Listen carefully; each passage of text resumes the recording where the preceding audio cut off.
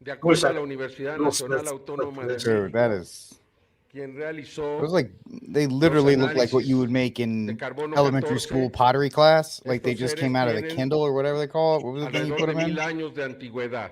Es decir, I am the man in no black, se trata de seres que fueron recuperados Galaxy en Defender. Like naves it looks like que when they pick son them up, if you squeeze too hard, they would snap. estrellamiento que abundaba. It's terrible. Oh, peace.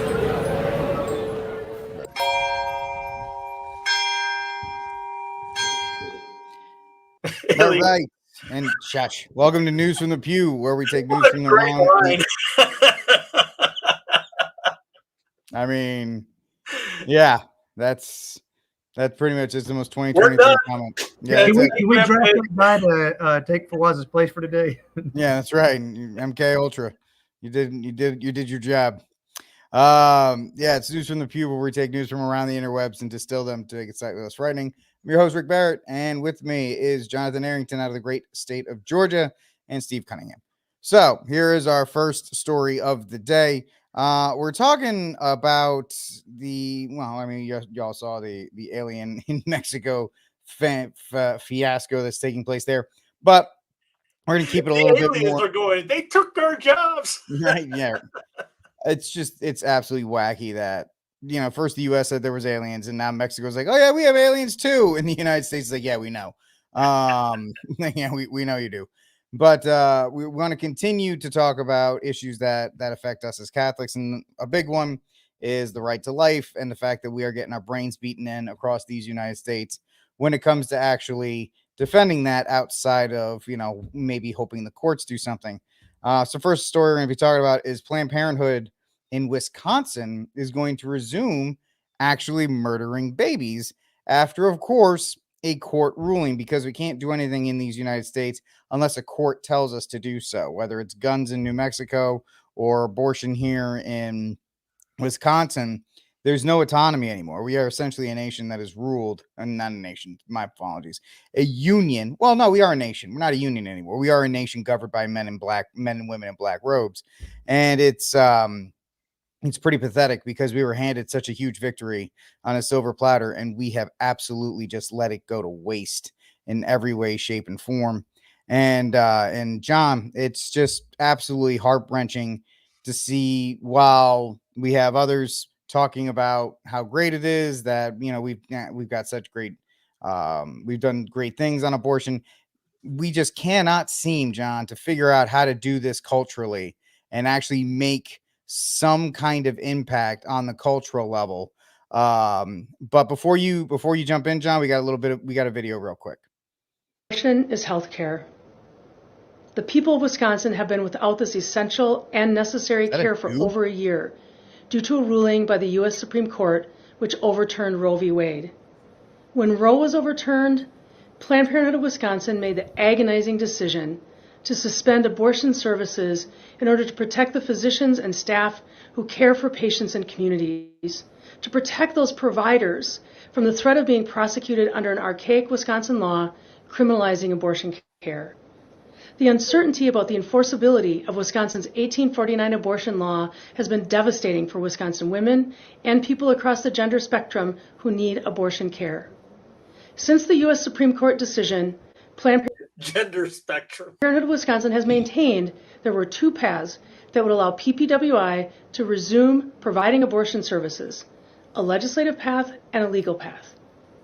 A ruling by the Dane County Circuit Court in July made it clear that the 1849 law is not enforceable for voluntary abortions. This Monday, September 18th, Planned Parenthood of Wisconsin will resume abortion care at our Water Street Health Center in Milwaukee and in Madison at our Madison East Health Center. In consultation with attorneys, physicians, partners, and stakeholders, Planned Parenthood of Wisconsin is confident in our decision to resume abortion care in Wisconsin. Thank you. Thank you for all you've done and continue to do to protect access to abortion, essential health care. Thank you for working tirelessly to write this course of history in Wisconsin. Because of your continued support and because together we never give up. Because of Except on that, babies. Planned Parenthood Wisconsin is again able to provide the full scope of sexual and reproductive health care, including abortion, to anyone in Wisconsin who needs it, no matter what. Yeah, completely and utterly pathetic, John. Your thoughts? Well, I mean, I guess it kind of gets back to the one point on which I think Vivek Ramaswamy said something more, a little bit braver than any of the other candidates for the Republican side of the presidency. But I think he's just a little bit late when he says, we're coming to this kind of watershed moment. I mean, it's here. I mean, if not over half, at least half of the nation is for basically unrestricted access to abortion.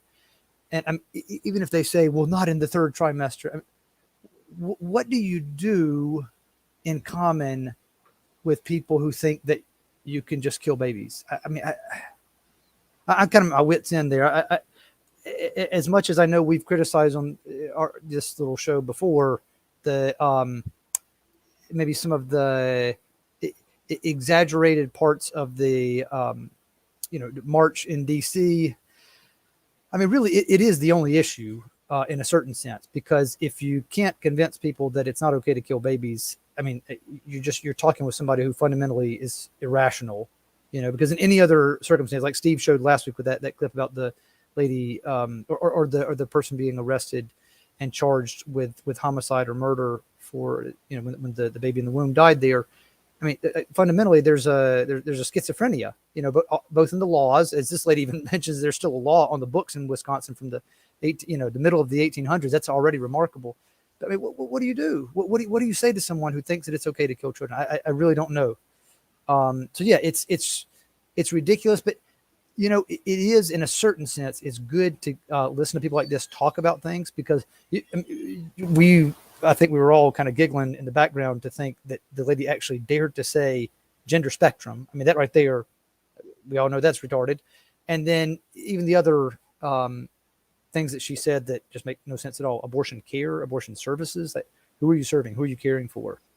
Not only are you killing the baby, but you are doing something that will have everlasting, besides a miracle of grace, you could just say lifelong psychological effects, as well as just the more or less PTSD in that version for the woman. So it's all so ridiculous. It's hard to know where to begin, except that if you can't convince, I don't know, well over half of the people in a particular state that it's not okay to kill babies, then I mean, even the kind of mantra that we'd have here about act local and think local. What do you do if they think it's okay to kill babies? I don't know what else you can really convincingly talk to them about. Excellent points, John. Excellent points. Yeah, we want to think locally and we want to act locally, but when, let's say, our little town has outlawed it, but yet the rest of the state does it. Let me give you a good example. Think locally, act locally. You live in the state of Rhode Island. You live in Coventry, Rhode Island, and Coventry votes to make it themselves a abortion sanctuary, or pro-life sanctuary county, or something of that nature. Great. The state just passed a law saying you have to pay for all abortions in the state out of your tax money. So you thought locally and act locally, but yet even in that little state, you've been outranked and you're now being forced out of your paycheck to pay for something that you don't believe in, Steve. So I don't know, what is the solution? Well, the GOP guys think it's a rebranding. I don't know if you guys seen this. These Republicans tried an abortion rebrand instead of pro-life to rebranding a pro-baby. And there's another one. This is Michigan is trying to, I guess they're trying to give paid leave. I don't know what to workers. So increased taxes. Hey, paid leave, good. But again, goes back to, in a sense, feminism, communism. Why is mama going into work if she's got a father to go ahead and do the work for you? Just, hey, gentlemen out there, work harder for you, so your mama can the mama can stay home with the kids. I know that's an unpopular thing to say, but yeah, they're trying to rebrand it. Not too shocked, because just like we mentioned many times, I've mentioned for years about Dr. Paul saying that when you lose abortion and the the political football there, that they have nothing else to run on to win elections, so they have to find something, and that's why you got what's his face, who's Pence out there saying, please select me for U.S. Elected monarch, so that I will put centralized law into it to federally eliminate abortion, which there isn't a person out there that you can talk to that is against that wording. I know it. I've had people yell at me about that because I'll say I'm against the federal law for that. And they'll go, why? How dare you? Isn't abortion bad? Yes, it is bad. I'm not saying it isn't. But can you find me anywhere in the 200+ years of these United States existence when a federal law has done anything good or has not backfired on the public? Think about just was a couple days ago. There was some event that never forget. There was the mantra, which, as Corbett had in his COVID 9/11 video, went from never forget to always remember. Always remember. Always remember to keep your muzzle on. Always remember to take your new jab. Always remember to do this, and how all those functions that they did then were literally preliminary for what they have done the last couple of years. I mean, was his friend not screen? Was the eyeball thing? You go in, you take the eyeball test to get a TSA. Those same guys were at football stadiums letting you know that if you can go in or not, if your temperature was the right level and all that. All of that stuff they were doing then was just to get into now. And the Patriot Act and things like that. This is for your health and safety. These same people they're just pulling Benadryl, and just like they're pulling Benadryl and Sudafed off the market because it's not doing good, are the same people that are telling you to take the 19,000 jab that hasn't done anything besides hurt you if you're crazy enough to take it. This goes back to what we said before. The enemy knows what they're doing. The enemy knows the plan. The enemy is all about, and I'm not saying devils or anything like that. I'm saying the enemy for us on the pro-life lane. They had this plan. That's why I kind of don't think that when all that went down, when everyone's like, "Oh, bro, I can't believe it happened." Nothing happens by accident. There's nothing that went down that was like, "Oh, I can't believe that went down in D.C."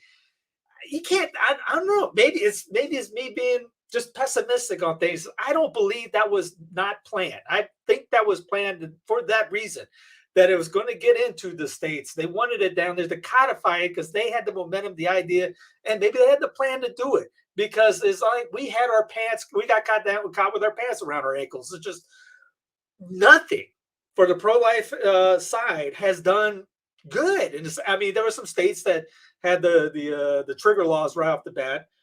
But from Kansas, middle of the land, middle of the continent, blood red, went down.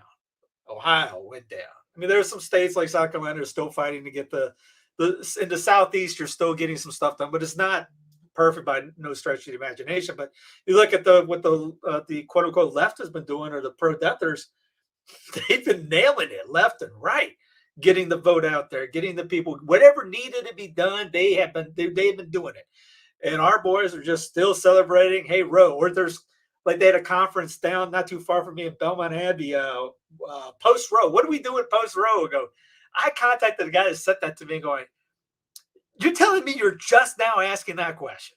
That wasn't a plan beforehand. It's like, here's our plan.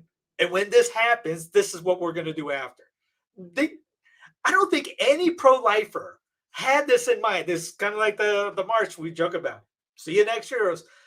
Church Milton has a video from that about 10 years ago.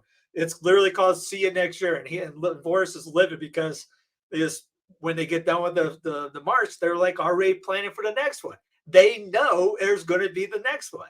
It's like, why do you do it if you know this is not having any effect at all?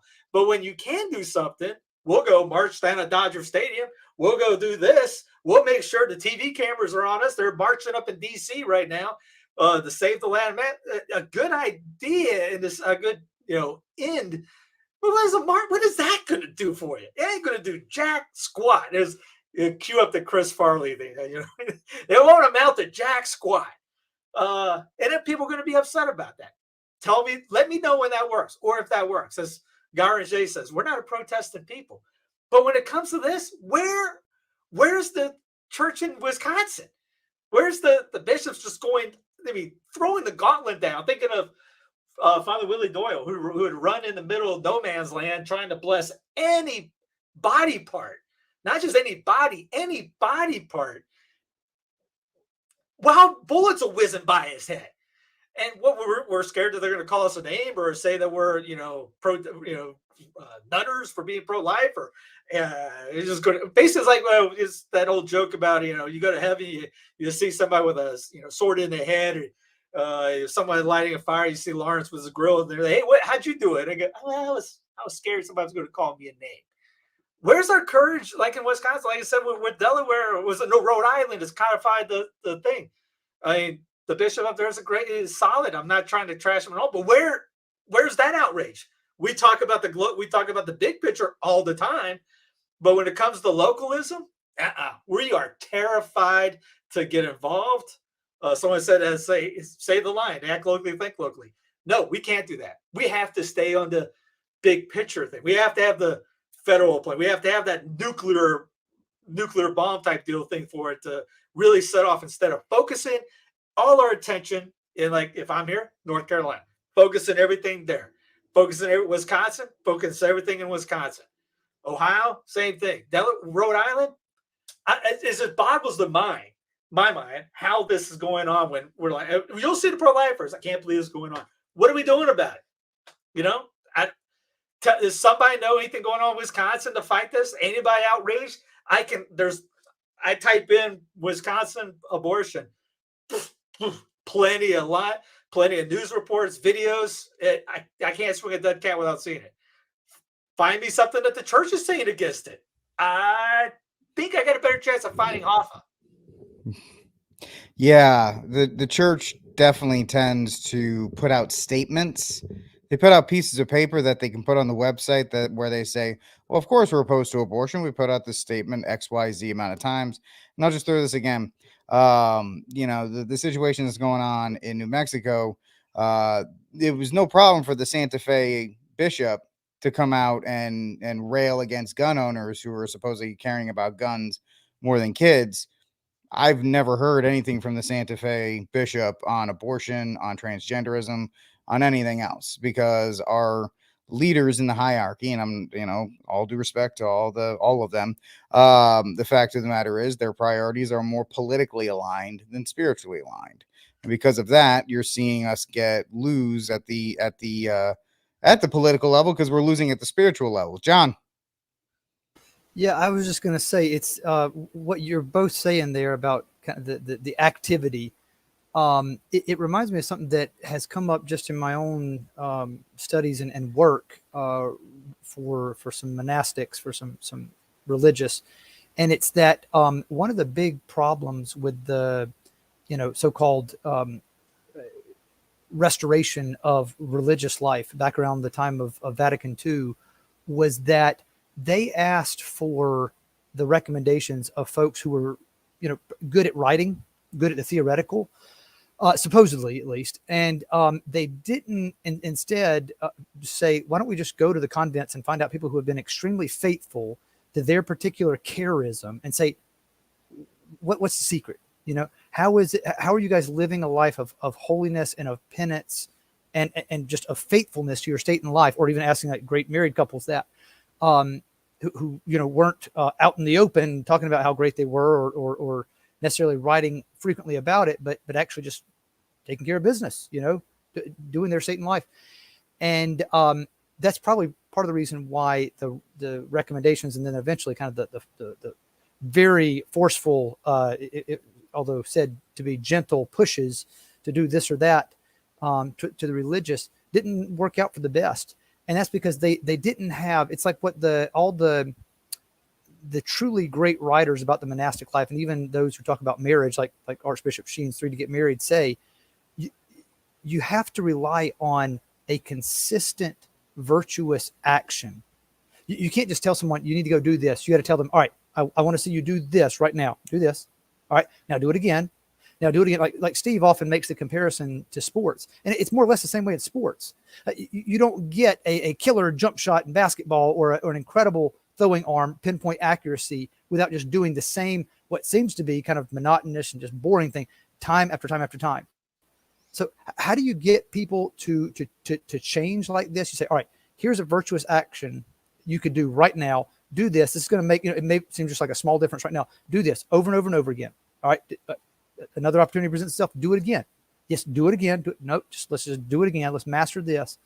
But instead of that, we're wanting to have all these highfalutin ideas about, basically changing the world before we change ourselves, just to kind of repeat what we're always saying here, changing our own household, changing our neighborhood, changing our town, and so on and so forth. But you don't do that without kind of that daily grind of doing what seems like it's just boring, monotonous, and kind of blah, over and over and over again.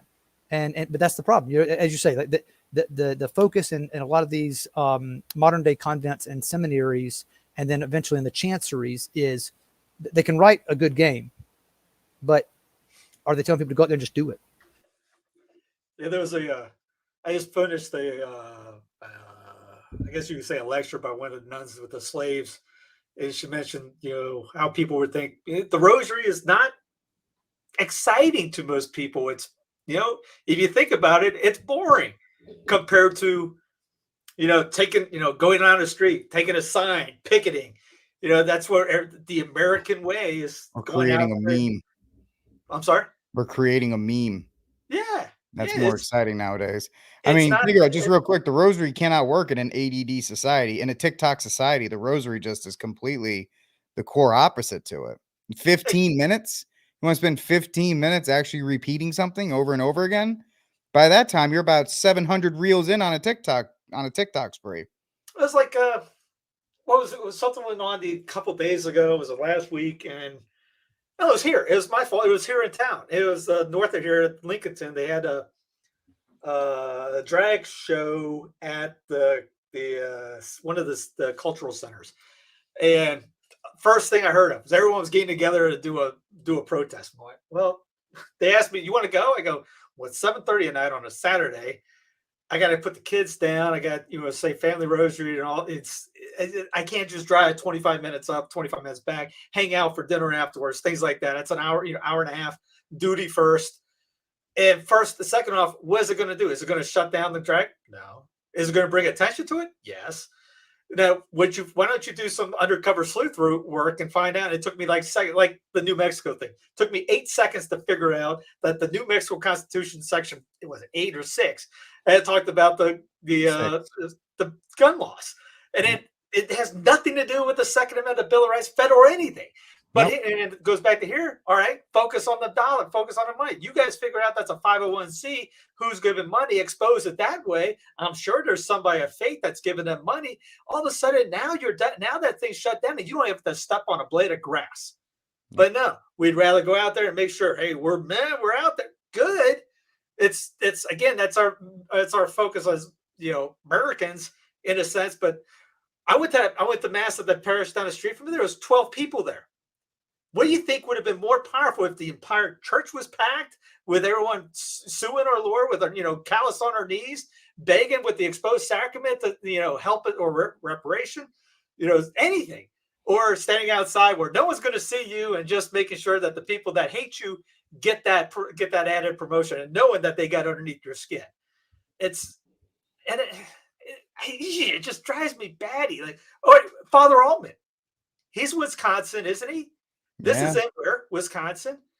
Where's he at on this? He has no problem yelling at the bishops or the Pope. I just off his rocker on these things right now. But hey, where you at on this?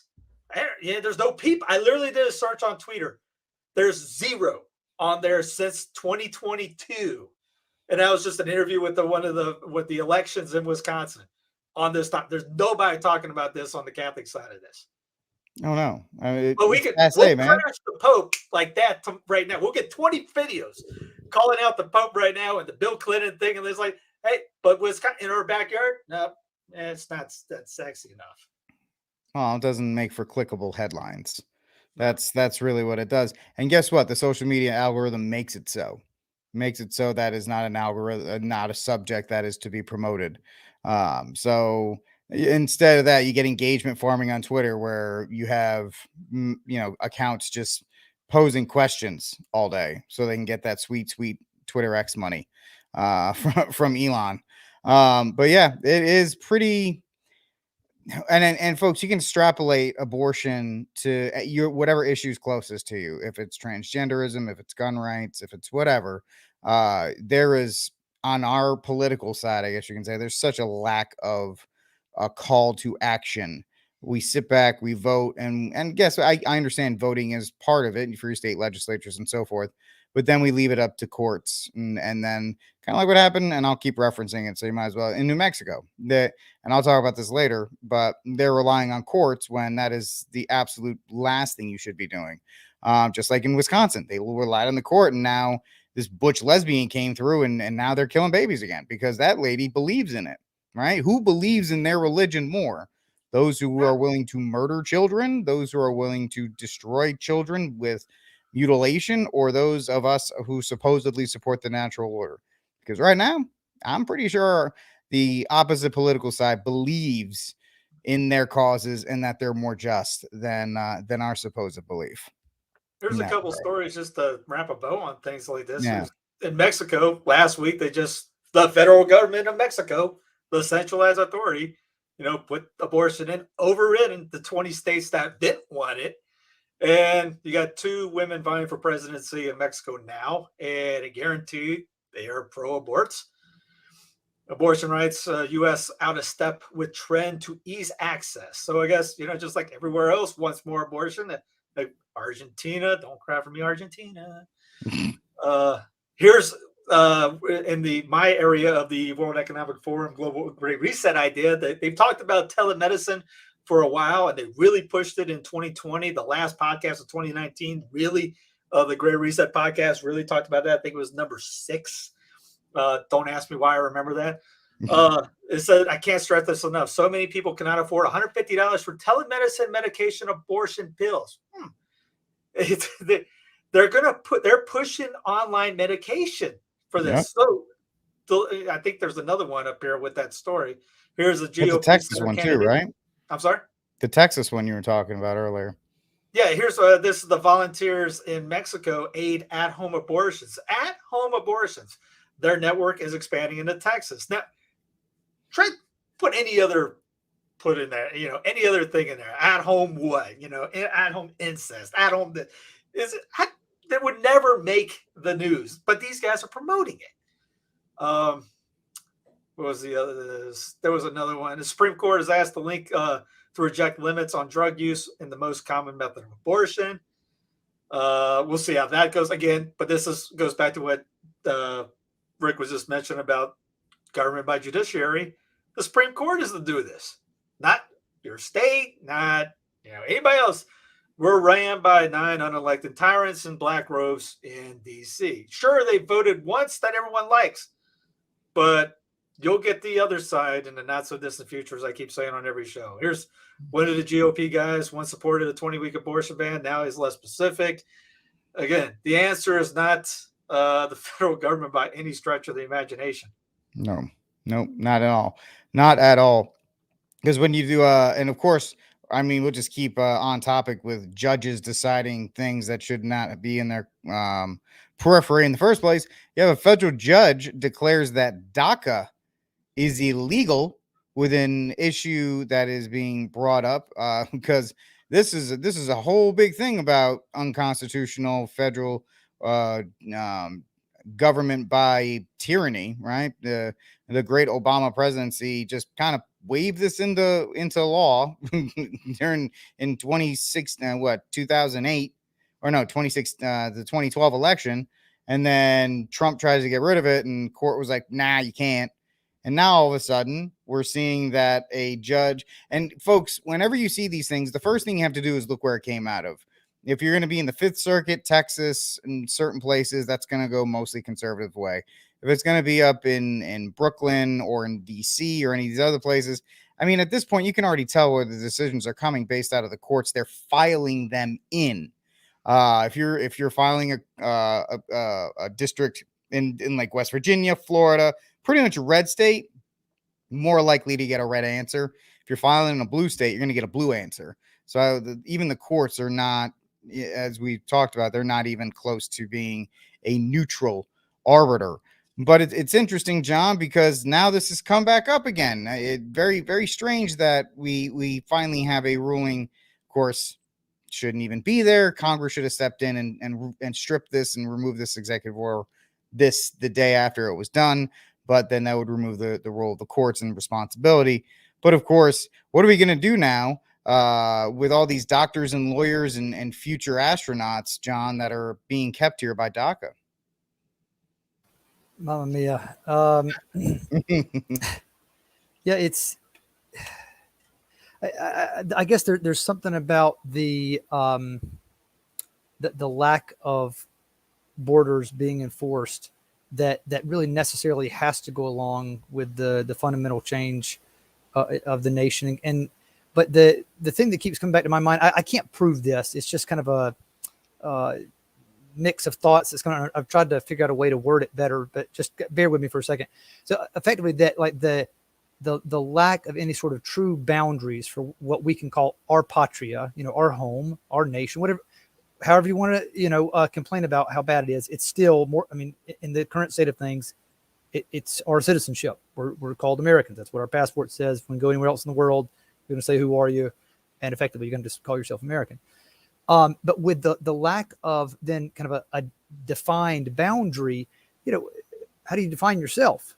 And so eventually you get to the point, well, how do I define even the folks around me? Like, are we fellow citizens? I mean, I don't know. It's not just that you don't know if somebody else is here illegally. It's that with this new electronic culture, you don't even know your neighbor. All right. And I'm criticizing myself, first of all, that we've tried to meet a few of the folks in our neighborhood since we moved here about 8 months ago, but it's kind of slow going. There are probably half the folks in the neighborhood that we have never seen come out of their houses. We may have seen a car drive by, but we have not seen them actually outside of their houses, not in a car, and they pull right into the garage, and it's it. My kids, like, why have we never seen that person? My kids are very, very intent on talking to anybody they can that's an adult. So I think all of that goes together. That lack of a definitive boundary for our country. I'd want to call myself a South Carolinian, even though I live in Georgia. More than I would an American any day of the week, but I mean, effectively just how the world works. We're Americans, even if the state boundaries are actually clear. And so I think somehow all of that is related, that lack of definition, because it's not just like a weakness of the mind where you can't define something, but it ends up, I think, eventually affecting kind of our moral abilities, because if you can say this is definitely mine, you tend to take care of it. One confirmation that I've had to this thought, again, I can't put this incredibly specifically, but the county line, all right, between we live very close. I mean, we're right, actually, the street in front of us is the county line between two counties here in Georgia, right on kind of the exterior of the Atlanta metro. And that is where we see the most litter. All right.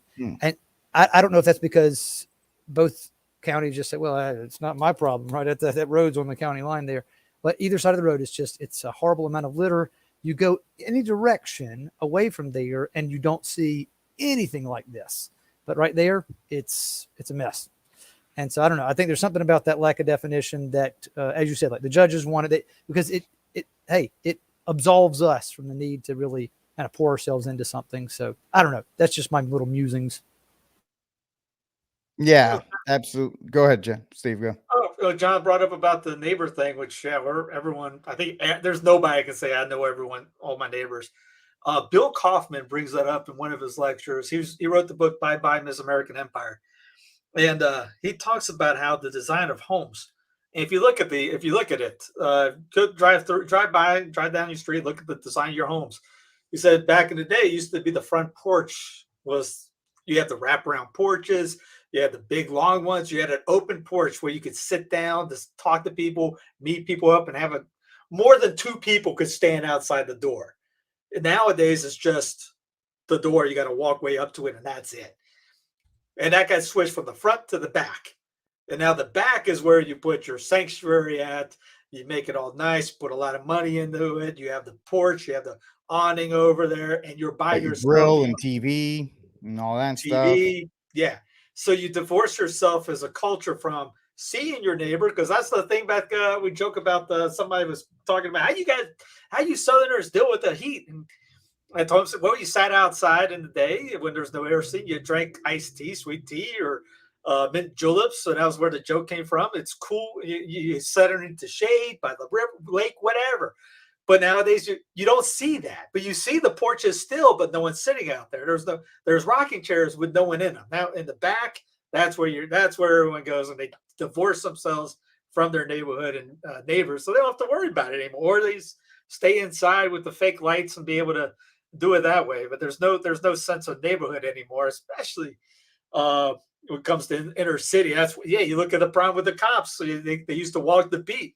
It's hard to walk the beat and know the people in the beat when the people don't come out. As John was saying, don't even see them come out anymore. Maybe the only people you see are the people that drive by and they honk again. That's it. That's your thing for today. It's just it's a mindset that all of us have to get out of. It goes from that to, you brought up the federal judge thing. Yeah.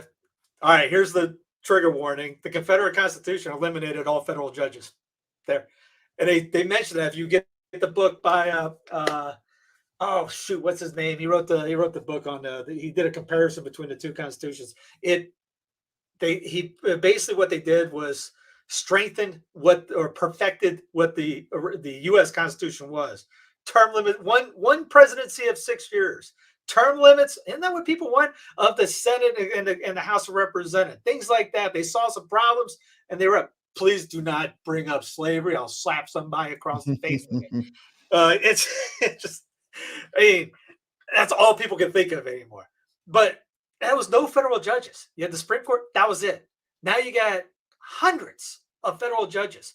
And Brandon has appointed a ton of federal judges in the last couple of years. Trump might have gotten you the Supreme Court, guys. 3 or whatever. Brandon has turned a ton of the federal one. Meaning what? What happened a couple weeks ago? Was it Texas that had the bill and the federal government, the federal judge shot it down? Texas wanted, it's the Pornhub. They wanted to eliminate the Pornhub. Federal judge says, nope, you got to have Pornhub. Oh, What are you going to do about it? It goes by schizophrenic. You'll have one, some people like, we got to get rid of it. But then they'll be for the centralized government to be our overlords. We got to have them to take care of it. But it goes back to we have to be able to go back to the athletic thing that Jonathan brought up. The guys that really got at it, you see it. If you watch sports, you see the stories. You'll hear about those guys that took a ball like Billy Wagner, he was right-handed, broke his right arm. He became a left-handed pitcher. How? His arm was broken. When he started wanting to throw the ball, so he went in the back and he threw a ball with his left hand until he couldn't throw it anymore. And he ended up throwing 100 miles an hour from the left side. Nobody knew. He didn't have anybody else do it. He did it. He wanted to do it, and he went to do it. It was the motivation to go for it. He wasn't out there tweeting about it. Wasn't saying, "Hey, kid, I'm going to mass. I'm telling everybody I'm going to mass. How am I going to pray for you?" Just do it. Don't tell anybody that. When you ran hills, you ran stairs. There was no time that I went to go, or anybody else that you hear of say, you know what?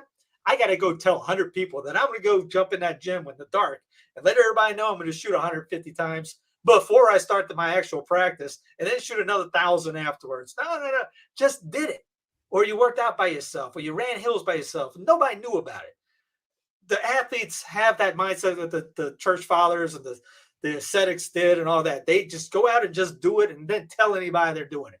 We have to we have to tell everybody, hey, guys, I'm going to be some holiness right now in an hour. You come with me or not. It's funny subscribe. You mentioned that, and I'll just bring it up between athletes and Catholic activists. What's the thing? It's social media. Social media has allowed them to display their pride and look how holy I am, or like the guy who's supposedly running bleachers. You hear, I listened to a Brett Favre interview, and he used to talk about how he used to run bleachers before his dad found out, so that way he would get ahead of it. Today, you'd have 4 different cameras set up with lights and everything. The guy would set it up and then run maybe 5 or 6 stairs and be like, just out there hustling for that bag, yo, and then post it on Instagram for 400, 500,000 likes and reshares and so forth. Same person who's like praying the rosary every day, man. You know, and it's just like, you're on your third decade. What are you talking about? It's just, I mean, you're on your third beat of your first decade. You talk about grinding away, but that's the problem is we have become so accepted. We are accepting. I lost the train of thought. Just shallow. We are so accepting of shallow achievements or shallow tokens. And that's all. And let's be real, all three of us, we understand men are pretty lazy creatures if you allow us to be. If we can get away, we can get affection and get attention and rewards for doing the minimum. We're going to do it. And social media has allowed us to do that, to get affection or whatever the case may be, by doing just enough to trick the algorithm to make us look like, get us the special feelings we desire. No, 100%. Yeah, it's easy. It's that line. If it was hard, nobody would do it. If it was easy, everybody would do it. That's what the hard makes it great. It's from League of Their Own. It's not everyone can go play ball because it is hard. You have to put some effort to it. And what was it, the vision of our late Venerable Maria Greta, Our Lady, says something about the better you say the one Hail Mary. One right, one correct Hail Mary, or the more obviously the more pleasing it is, and we just who cares how many people know that we're doing it? Just do it and do it right, and just turn off the smart things. Just, you don't have to be the celebrity on here. I just had Father Nixon on to talk about the book, Thomas A. Kempis's book on solitude and silence. Fantastic, and he mentions how the saints and God and saints in Christ, they were not looking for fame. They were not looking for fortune. They were looking for the opposite. They didn't want to be known, and they didn't care for they didn't care for fame, glory, money, and all that stuff. They were just doing what they needed to be done, and then got it done and got out. Get that book, by the way. It's a really solid piece that Thomas A. Kempis wrote that came back in English. I'll post it up next day or so. But yeah, I mean, we want people to click that like. We want that dopamine, hey, I get that. Look at me type deal. Look what I said. Isn't that hard? Look at, I got the late breaking news. It might not be right. It might not help any soul out there, but I got it out there. Yep, it is. It is absolutely just cause so many people to get lost and really put false idols. Let's just throw that out there. It's a false idol at this point, and nobody wants to call it that because a lot of people are making a lot of money off of it. And, I'm not anti-capitalist in any way, shape, or form. It's just, it is what it is. Speaking of people making money, new census data shows that although inflation continues to go up, your paycheck is not. But I don't think you need me to actually tell you that. You probably know that more than I do. But we have a video here to also reinforce the thing is, they're only playing for social media. They don't give a damn. They don't give a damn about balanced budgets. They don't care about the things that we fought for when we were there as Republicans. They don't give a damn about any of it. How do I know that? Because when Donald Trump was president of the United States, I actually was begging them to focus on smaller budgets, on balancing the budget, on bringing down the national debt. I actually went and talked to the head of the Freedom Caucus for lunch, saying, stop your nonsense, stop playing around. We actually have the debt that keeps exploding, and it's exploding worse under Donald Trump than any president ever. Do something about it. And what do you think they did? They did nothing. Mark Meadows did absolutely nothing. Yeah. Just a reminder that suddenly they're going to shut down Washington, D.C. because of the deficit when they just didn't give a damn a few years ago. As long as it was Donald Trump breaking records, spending us into debt, destroying our economy, the long-term health of it. Joe has some problems, but he's not wrong. Yeah. Yeah. I mean, but that's like fishing a barrel at that one. You know what I mean? It's that's broken clock, right? Being right twice a day. That's an easy one. That's a layup. He shouldn't miss that. I mean, that's the thing you do to show that you're bipartisan is you call out people's outrageous spending. But yeah, Joe Biden yeah, Joe Biden, John running around telling everybody Bidenomics, baby, Bidenomics work. And yet people are being squeezed more and more and more. Gas prices continue to go up. I mean, Joe just did a thing. He's like, I'm going to get those gas prices back down. Yeah, okay. But the fact of the matter is, a lot of people are still keeping their head in the sand, just waiting for 2025. You know, if we can just get DeSantis in or somebody else in, everything will get fixed, instead of taking the necessary steps to try and make yourself more independent or more reliant, or in just some cases work harder, because you also have people who are complaining that and we didn't cover this. I don't think we covered it last week either, but student loans, they are on deck. You know, they're this month they're starting the old engine up. People are gonna have to start paying those things again on top of all of everything else that's happening. Student loan payments are back on top, and so it's definitely a trying time, and people are going to get a real shock to the system here, John, with how comfortable they have been versus how uncomfortable they will be. Yeah, I guess it remains to be seen how soon they're going to let all that hit the fan. I think that's the one thing that I think I've learned more and more over the last few years, is that it seemed like this just had to come to a head, you know, by this point or by that point. I think the evil actors in regard to the economy, they, as they have done probably from time immemorial, they can kind of let, what do we call that, a limited hangout go, so that they can cause, you know, they're going to, but the way they invest, they're going to gain a ton whenever they use fear to basically get us to do one thing or the other, or use, you know, excitement about anything. It doesn't have to be the emotion of fear. Fear works usually best, but you know, whatever it takes for them to make an extra dollar here or there. I guess there's two things that keep coming to my mind about this economic thing. Is that one, kind of in line with what you were just saying there, Rick, is that you always want to, if you have the time and the mental energy, take some quiet time to think, all right, am I doing what I can reasonably to provide, you know, for myself, for others who are dependent on me? And is there something, but then kind of asking that further question, is there something I could do better, you know, that's going to end up being better long term, even if it may not have the immediate short term benefits?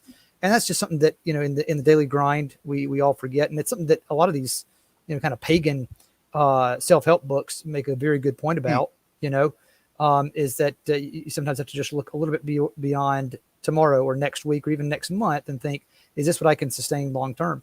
So that's just something you can kind of learn, even from, you could say, the what our Lord even calls it, kind of the wisdom of the world, and being wise as serpents in that regard. But I guess the other thing is just, as bad as all the signs are, we should never forget to not just give God his due, but even, I'd say, you know, kind of on the human level, take care of our other just psychological needs. That's the one thing that all the focus on the economy, as bad as it is, can take us away from, is the focus that, like, we need some time for just prudent recreation. I'm not saying spend all day playing video games or, you know, ignore any sort of duties, but really what you have to do in the modern world, because of the way electronics follow us, is you have to say, all right, I'm setting this time aside for recreation with my family, with my friends, you name it. And I'm not worried about making an extra buck then. I'm not worried about how much time we spend laughing it up, as long as it's within that kind of, you know, amount of time that I can and should spend recreating. I'm going to enjoy it, you know? And if we do that, we're going to come back more balanced and able to think more clearly about the disaster that is the current economic situation. There's just, you know, that's my one little recommendation, is just keep that balance here. Set time aside at the beginning of the day, maybe even, you know, just kind of think ahead. I got to have this time to recreate. I mean, look, I could be doing something you could say more useful right now, but I enjoy spending time with you guys. So like I said, all right, this time, whenever we get to meet each week, I look forward to it, because I get to hear what you guys are saying. I get to kind of find out what's been happening in the world, since I don't keep up with the news as well as you guys do. And so I enjoyed this. Like I look forward to this. And so it's part of my recreation time. I'm setting it aside. Kids know, don't come in. Daddy's having fun with his boys. So you got to do that. You got to do these things for yourself, for your own sanity. And then I think we'll make more or better informed decisions about how we have to navigate these crazy economic waters. Yeah, I mean, I just looked at this. This just came across. I follow this guy named Car Dealer Guy on Twitter. Delinquencies on auto loans, highest level in a decade. And that's credit cards, consumer loans, auto loans, all up to historic levels between 2006 and 2023.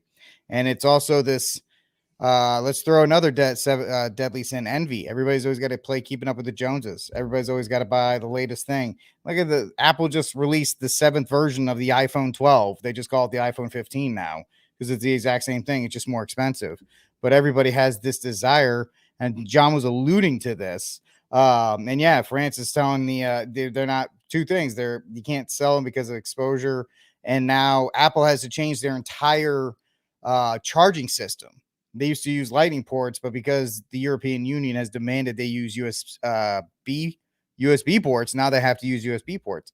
But it's this capitalist, which folks, communism and capitalism, two sides of the same coin. I know Steve mentioned that earlier. And then, of course, you have this ridiculous commercial. It just proves that when you strip away the protections of the establishment, like the colleges and all these other things, COVID did do something where it stripped away all of these fancy covers.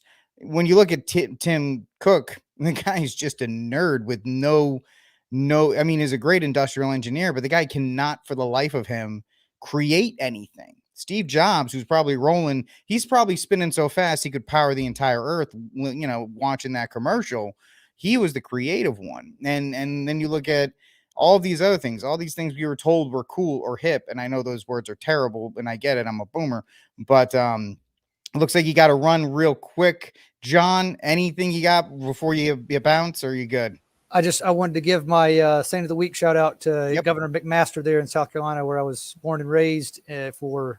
And even I listened to his speech, and he gave a slight mea culpa that we're not going to do this again. So at least someone coming out and just saying right ahead of time, because then you can call him on it if he ever were to. So there's more than we would recognize. There's a lot of bravery in holding yourself to what you do. Like there's that famous venerable or blessed Matthew Talbot, the Irish guy who was a perpetual drunk, but then he just said, all right, look, I'm going to go 3 months and I'm not going to have a drink, or I'm going to go 6 months and I'm not going to have a drink. You hold yourself to that, and you say it in front of someone like McMaster did. And, then you put yourself in a spot where you've got to do the good thing.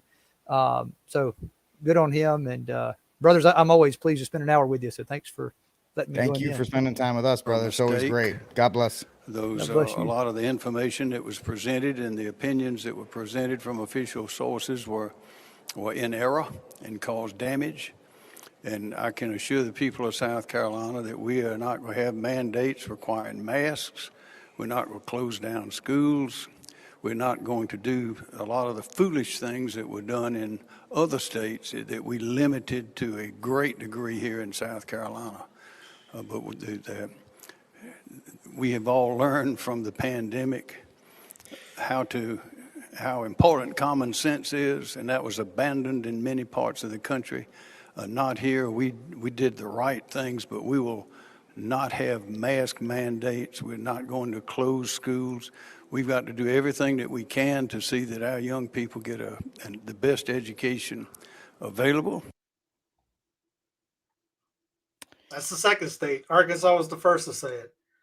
I mean, it really is just the fact that we are running headlong into some kind of, I mean, the separation is already at peak at this point. But kind of reminds you, what is that? There's 2 southern states that have already said we will not comply with the federal government on a certain thing. Right? History doesn't repeat, but it sure as hell does rhyme. That's how you beat the mandate. Someone asks how you beat that. Well, yep. There you go. You have seen that most southern states have come out, no mask mandate, no vaccine passport, none of this other stuff. Oh, that's something we should have covered too. Who is that congressman that was talking about there's a bill on the floor, he wanted to get rid of CBDC? People's House, where House Republicans are ready to continue delivering on our ask and you shall receive promises to the American people. One important aspect of our common sense agenda is actually protecting Americans' financial privacy, particularly when it pertains to this lawless administrative state. That's why I reintroduced a bill yesterday called the Central Bank Digital Currency Anti-Surveillance State Act, which puts a check on unelected bureaucrats and ensures that the United States digital currency policy upholds our values of privacy, individual sovereignty, and free market competitiveness. Recent actions from the Biden administration have made it clear that they are not only itching to create a digital dollar, but they're willing to trade Americans' right to financial privacy for a surveillance-style CBDC. This bill ensures the future of crypto is in the hands of the American people, not the administrative state, by prohibiting the Federal Reserve from creating a tool with unfettered insight into Americans' financial data. If not open, permissionless, and private, like cash, a CBDC is nothing more than a CCP-style surveillance tool that can be weaponized to oppress the American way of life. We're not going to let that happen, not on House Republicans' watch. And I want to thank the Financial Services Committee for considering our bill this month, and we're going to continue working to ensure that the digital economy is designed by Americans and emulates American values. I mean, I guess it's kind of the same thing we were talking about Scarborough. Blind squirrel finds in that every once in a while, but where has that been for how many years now? I mean, you're just getting to that. I mean, right.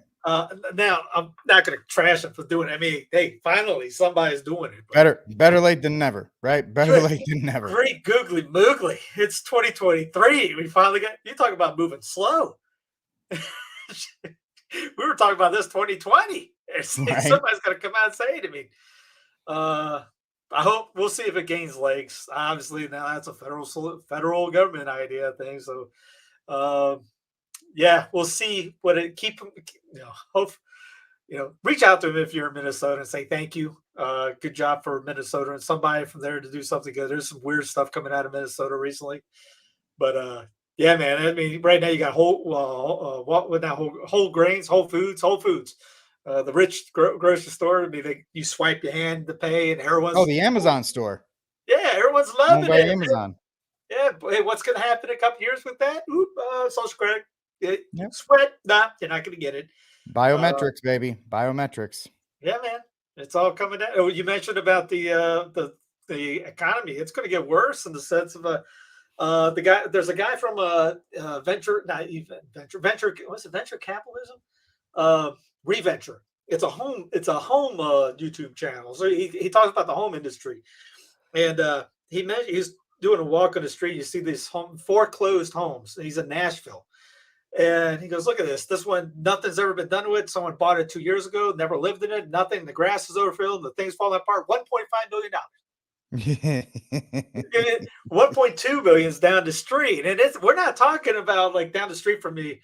There's this gigantic hotel mansion, and that's going for like $5 million or something like that. No.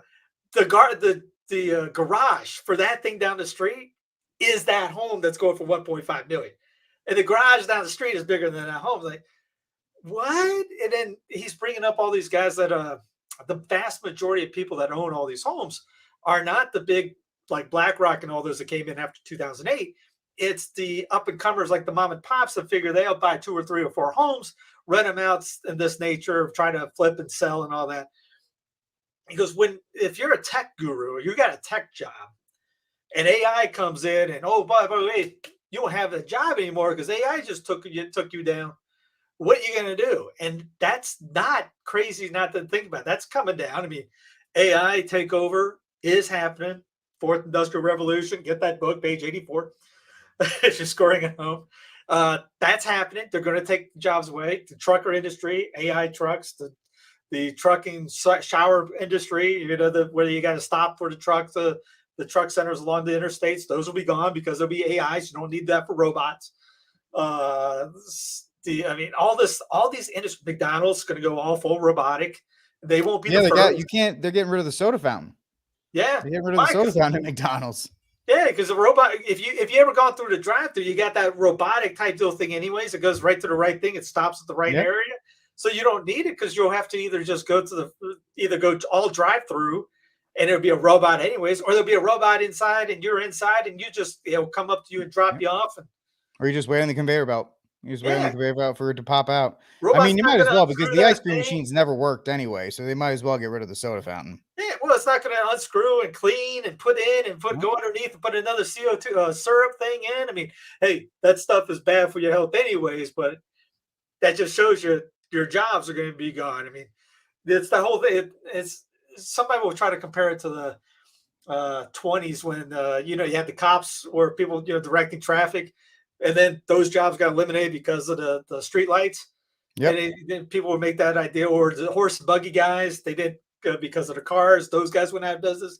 No, this is a level that we have never even thought of. This is going to be so bad for you that it goes into UBI, universal basic income. You'll be paid to stay home.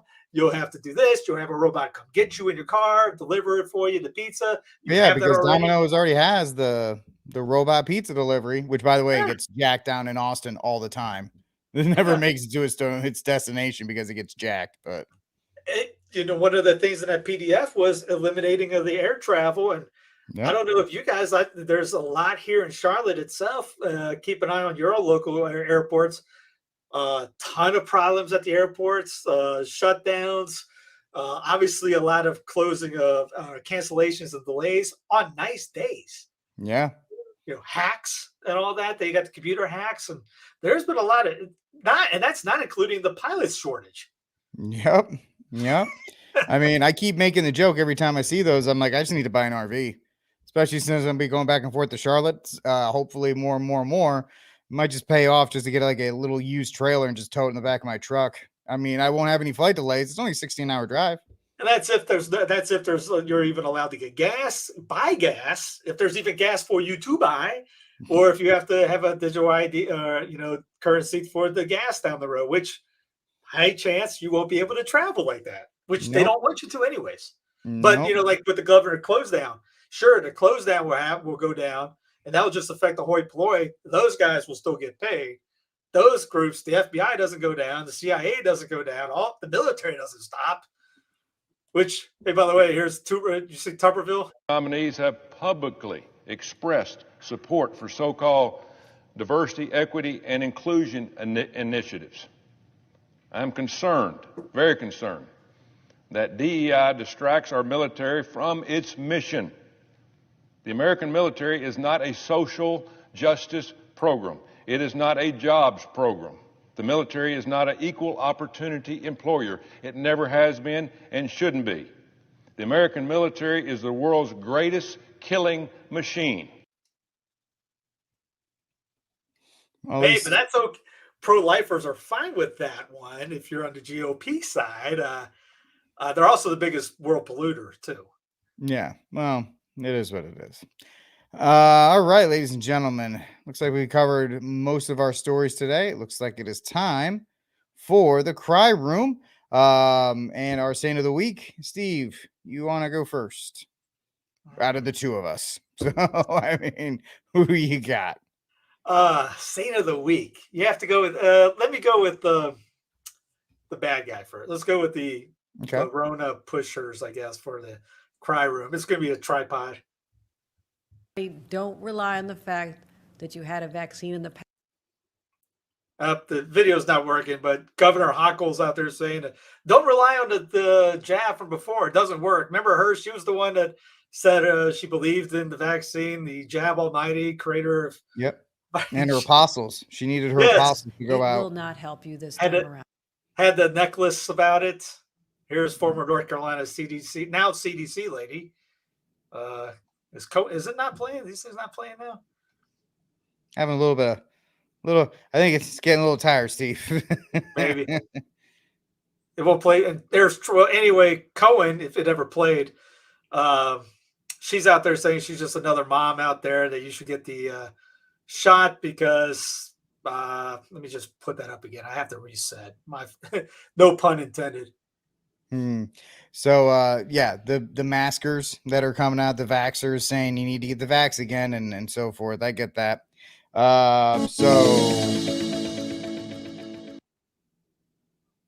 Maybe it is tired. I uploaded 16 videos today. So maybe the computer needs a break. It's on strike. But anyway, Cohen tells you to go get it because she's a good mom and you should get it too. And, Trump's out there saying that he doesn't get enough credit for the Rona and will not admit to any problems from Operation Warp Speed, which the Trump disciples will never, ever, ever capitulate on, nor say that he was pretty much the reason why everything got locked down too.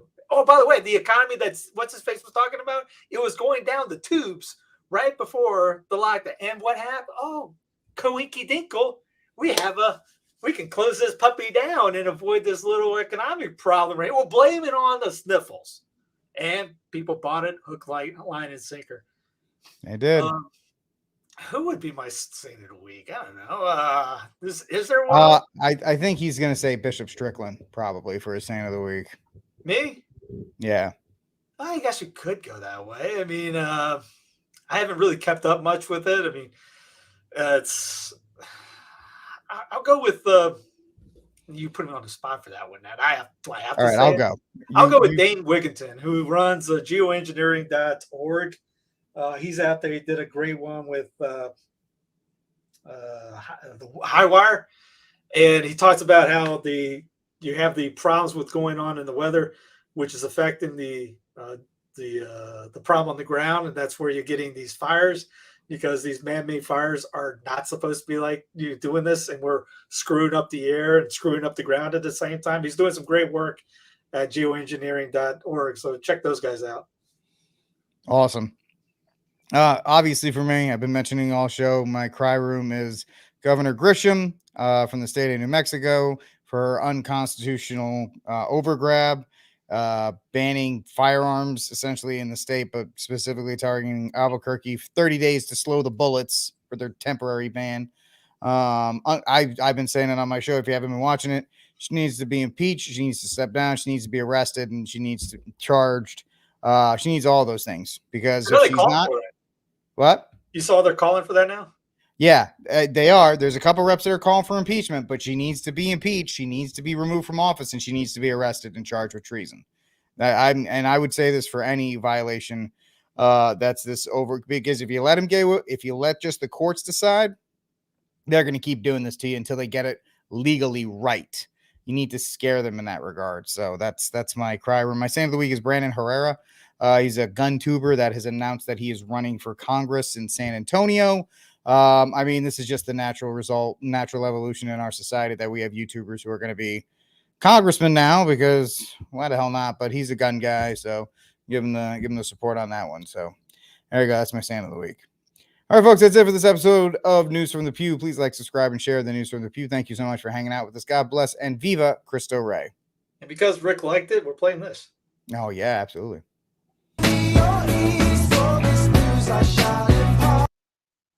That doesn't work anymore.